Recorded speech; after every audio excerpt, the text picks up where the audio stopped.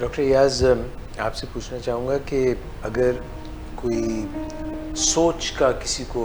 बीमारी हो, जैसे ये स्किज़ोफ्रेनिया वगैरह, या कोई मूड मिजाज के बड़े मसले हों, बाइपोलर डिजीज़ जिस तरह होती है, या कोई पर्सनालिटी डिसऑर्डर हो, तो ऐसे लोग जब प्यार का खेल रचाते हैं तो वो ज़्यादा कबाहतों का शिकार होते हैं। अगर कोई ज़हनी आर्जे भी हों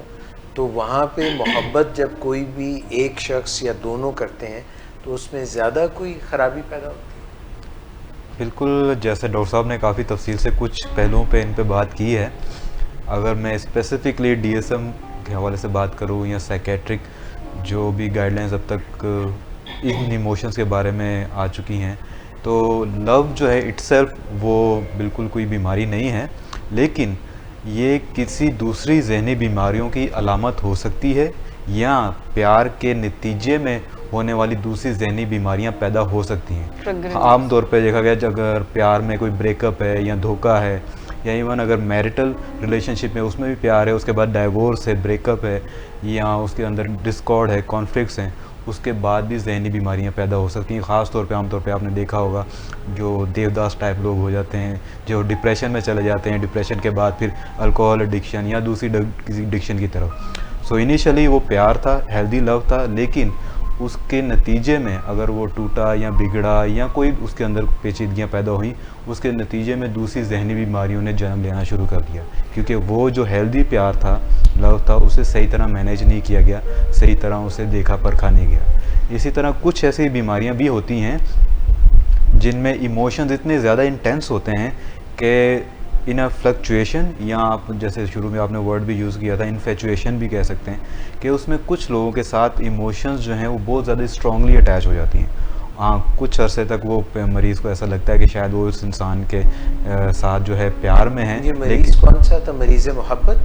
जी, मरीज़ मोहब्बत। लेकिन एट पर सीट जैसा मैंने कहा कि प्यार इट्सेल्फ जो है वो बीमारी नहीं है, लेकिन ये अलामत ज़रूर हो सकता है, जैसे खास तौर पे बॉर्डर लाइन। वो आपसे सवाल में ये भी जानना चाह रहे थे कि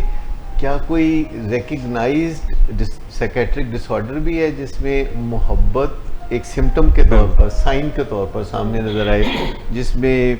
मोहब्बत का रुझान ही बहुत ज़्यादा होता है, जिसको देखा उससे मोहब्बत हो गई और तेज़ी से मोहब्बत हो गई, दोपहर को मोहब्बत हुई है तो शाम को वो ये महसूस करने लगता है कि मैं तो जी ही नहीं सकता इसके बगैर, और अगले दिन फिर तो ये भी कोई डिसऑर्डर? बिल्कुल, मैं उसी तरफ जा रहा था। उसे हम एक पर्सनैलिटी डिसऑर्डर कहते हैं, बॉर्डर लाइन पर्सनैलिटी डिसऑर्डर, जिसके अंदर इंसान की जो इमोशंस हैं बहुत ज़्यादा एक्सट्रीम्स पे चले जाती हैं। सुबह को एक इंसान की कोई सी बात अच्छी लगी किसी भी इंसान की, तो उसे आइडियलाइज़ करता है और वो कहता है कि this is the best person, ये सबसे अच्छा इंसान है और ये मेरा जीवन साथी भी बहुत अच्छा होगा, इसके अंदर बाकी दूसरी ख्वाबियाँ भी होंगी। लेकिन शाम को जैसे ही उसकी कोई दूसरी बुराई नज़र आती है तो this is the worst person, this is the sub baddest person, इस इंसान के साथ तो मैं बिल्कुल नहीं रह सकता या रह सकती। तो इनके नतीजे बाइपोलर डिसऑर्डर में भी जो लोग मुब्तला होते हैं उनके अंदर ये पहलू भी नज़र आता है कि वो एक से ज़्यादा लोगों के साथ इकट्ठे या 1 by 1, कई लोग तो बाकायदा कंपटीशन में होते हैं कि कितने लोगों से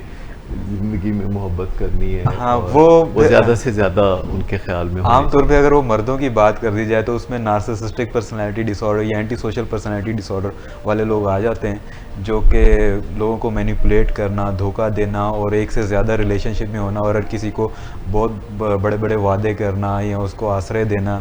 उनको हाई एक्सपेक्टेशन पे रखना और बस अपने ही जो इमोशनल नीड्स हैं या दूसरी नीड्स हैं उन्हें फुलफ़िल करना और बाद में उसे ब्रेकअप की सूरत में या किसी और सूरत में उस रिलेशनशिप को ख़त्म कर देना। ये तो मर्दों की साइड पे, लेकिन ख़ास तौर पे अगर हम बाइपोलर की बात करें, जो हाइपोमेनिया या मेनिया फेज़ में जो लोग चले जाते हैं, उनमें भी लोग ऐसी फीलिंग जो कि उन्हें लग रहा होता है कि शायद वो पॉजिटिव फीलिंग एक दूसरे के इंसान के साथ रख रहे होते हैं, लेकिन असल में वो बीमारी के अलामात होती हैं। जैसे किसी के साथ इंसान के साथ अटैचमेंट हो गई और वो समझते हैं कि अब मैं इस इंसान के साथ प्यार में हूँ या बहुत ज़्यादा ये इंसान मेरे लिए बहुत अच्छा है और उसके साथ मेरी ज़िंदगी बहुत अच्छी होगी, लेकिन वो इस बीमारी के दौरान ऐसे अलामात हो सकती हैं।